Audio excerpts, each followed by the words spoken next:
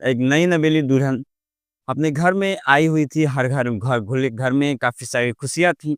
लोग के मन में कहीं न कहीं एक खुशहाली का माहौल बना हुआ था, लेकिन अचानक के जब जो दुल्हन होती है उसकी तबीयत जो है काफ़ी ज़्यादा खराब हो जाती है और कुछ वो सोच रही थी ऐसा लग रहा था, और सोचते-सोचते जब उससे कोई कुछ भी पूछने की कोशिश कर रहा था, तो वो बेहोश हो जाती थी।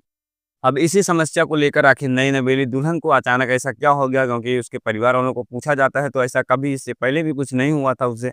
और कहीं न कहीं अब घर वाले भी सोच में पड़ जाते हैं कि आखिर ऐसा इसको क्या हो गया कि अचानक से ये सोचती है, और सोचने के बाद जब कुछ भी रोने लगती है, और जब भी इससे कुछ पूछने की कोशिश की जाती है तो ये बेहोश हो जाती है।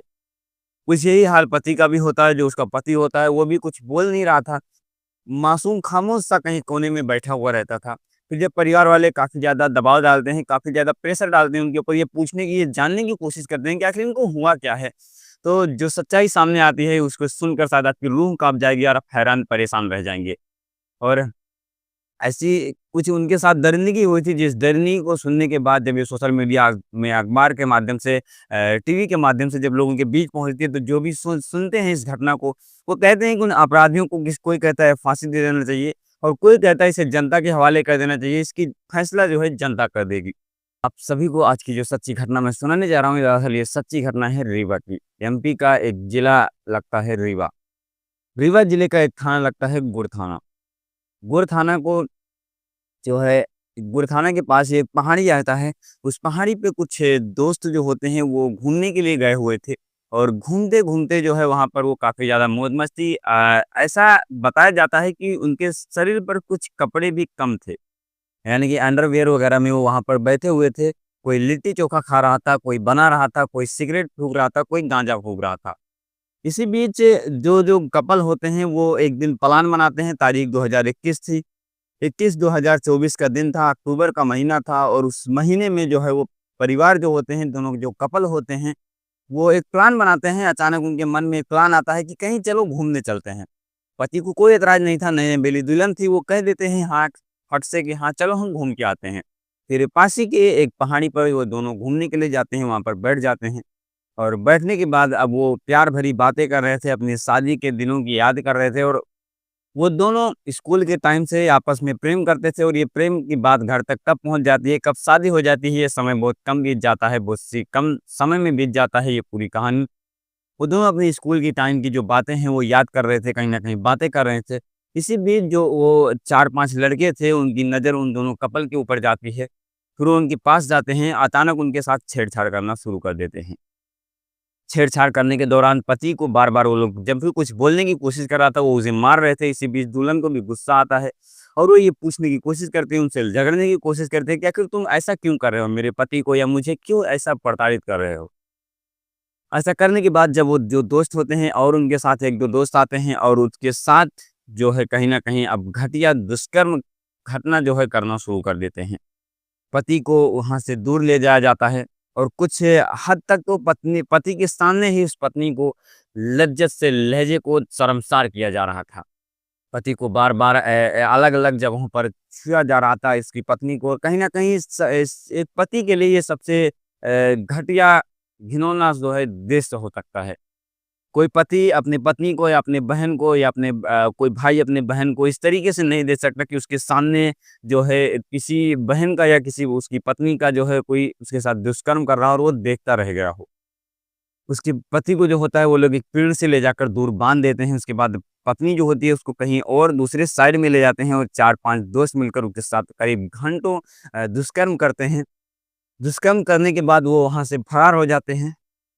फरार होने के बाद अब पत्नी वहाँ पर बेदशा में पड़ी होती है, फिर वहाँ से आती है उठकर, और अपने पति को सारी वाक़या जो है बताती है।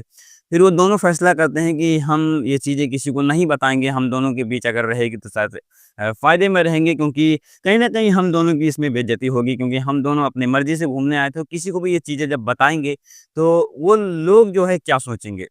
फिर वो दोनों आपस में ये चीज़ें छिपा लेते हैं, छिपाने के बाद घर वापस चले जाते हैं। लेकिन घर चले तो जाते हैं, लेकिन जब भी उनके मन में, उन दोनों के मन में वो ख़्याल आता था, तो ऐसा लग रहा था कि शायद हमारे सामने ही ये सब कुछ हो रहा है। फिर वो दोनों जो है कहीं न कहीं बहुत ही ज़्यादा डिप्रेशन में चले जाते हैं, बहुत ही ज़्यादा सोच में पड़ जाते हैं कि आखिर हमारे सामने ऐसा कैसे हो सकता है? इसी बात को लेकर उन दोनों के बीच जो है काफ़ी कहीं न कहीं सोच में पड़े रहते थे और उन्हें ये चीज़ें कहीं न कहीं वो भूल नहीं पा रहे थे। इस दौरान जब घरवालों को ये सारी चीज़ें पता चलती है, जब घरवाले कड़ाई से इस चीज़ें पूछते हैं, तो वो दिलासा दिलाते हैं कि पत्नी को जो है कि आप टेंशन मत लो, हम इसके बारे में कहीं न कहीं जाएँगे और कुछ न कुछ करेंगे। फिर जो घरवाले होते हैं, जो परिजन होते हैं, वो अपने उस पति के साथ जो है उस नए नवेले दुल्हन को लेके जाते हैं और पुलिस स्टेशन में इसकी कंप्लेंट लिखवाई जाती है। लेकिन कहीं न कहीं रीवा में एक प्रोग्राम चल रहा था जहाँ पर बहुत सारे मंत्री, नेता, बहुत सारे लोग आने वाले थे। इस बीच उन्हीं के बीच जो है ये केस कहीं न कहीं थोड़ी बहुत दब जाती है और ये जितनी गंभीरता से उन्हें लेना चाहिए था उतनी गंभीरता से नहीं ली जाती। लेकिन फिर बाद में पुलिस एक्शन में आती है और एक्शन में आने के बाद जब ये सारी चीज़ें मीडिया, सोशल मीडिया, अखबारों के माध्यम से जब जनता के बीच पहुँच जाती है तो कहीं न कहीं जनता का भी गुस्सा सातवें आसमान पर था। और जब जनता इस पर एक्शन लेती है तो पुलिस को भी मजबूरन इस पर एक्शन लेना पड़ता है। और एक्शन लेने के बाद एक टीम जो है गठित किया जाता है। टीम गठित करने के बाद पुलिस वाले जो है उन दरिंदों को ढूँढने की कोशिश करते हैं। फिलहाल काफ़ी मशक्कत के बाद उन दरिंदों को ढूँढ लिया जाता है और ढूँढने के बाद अब उन्हें कोर्ट में पेश किया जाता है और फिर पूछने की कोशिश की जाती है कि ऐसा कैसे हुआ? फिर वो दरिंदों ने ऐसी ही कहानी कुछ बताई कि हमें इस कपल को देखकर कहीं न कहीं हमारे मन में एक ख़्याल सा आ गया था कि इन्हें यहाँ कौन ही आएगा ढूँढने के लिए। ऐसे ही कुछ घटना हुई थी कुछ दिनों पहले बिहार में। बिहार में भी एक कपल जो होते हैं वो बाहर विदेश से घूमने आते हैं लेकिन उनके साथ भी कुछ ऐसे ही दुष्कर्म किया जाता है। तो क्या हमारा ये भारत देश, हमारा ये समाज अब इसी चीज़ों पर जो है रह गया है टिक कर? कहीं न कहीं इसमें सोशल मीडिया भी बहुत ही ज़्यादा जो है कहीं न कहीं इन्वॉल्व है। क्योंकि सोशल मीडिया एक तरह से बताया जाए तो सही भी है और गलत भी है। तो सोशल मीडिया को आजकल हमारी बहन-बेटियों को जो चीज़ें यहाँ पर कुछ लोग कहते हैं कि हाँ, सोशल मीडिया खराब है। कुछ लोग कहते हैं कहीं पर जब ये घटनाएँ होती हैं तो कहते हैं आधे कपड़े पहनी हुई थी। लेकिन यहाँ पर ये कपल उससे शायद ऐसा कुछ कृत्य नहीं कर रहे थे, वो आपस में बातें कर रहे थे। तो कहीं न कहीं हमारे इस भारत देश को, हमारी इस सरकार को कुछ न कुछ करना चाहिए क्योंकि इन दरिंदों के खिलाफ अगर ऐसे ही होता रहा, इन्हें जेल भेजते रहे तो शायद किसी दिन ये ऐसा कृत्य करेंगे कि शायद ये पूरी दुनिया, ये पूरा भारत देश बर्बाद हो जाएगा। बाकी आप लोगों की ये क्या राय है इस केस में? बाकी उन दरिंदों को अब जेल भेज दिया गया है, पुलिस ने उन्हें गिरफ्तार कर लिया है। लेकिन कहीं न कहीं हमारे बहन-बेटियों के साथ ये कब तक होता रहेगा बस यही पूछना है, यही जानना है हमें। ताकि ऐसे दुष्कर्म को रोका सा जा सके और ऐसे लोगों को कड़ी से कड़ी सज़ा दी जा सके। बाकी आप लोगों की इस केस के बारे में क्या ख़्याल है? इस केस को सुनाने का, इस घटना को सुनाने का मकसद किसी को हैरान करना या किसी को परेशान करना नहीं है। लोगों के बीच एक जागरूकता फैलाने की कोशिश है। बाकी हमारी ये कोशिश कैसी लगी आप लोग कमेंट्स करके ज़रूर से बता दीजिएगा इसी वीडियो के नीचे कि मिलते हैं किसी नए वीडियो के साथ। तब तक के लिए जय हिंद, जय भारत।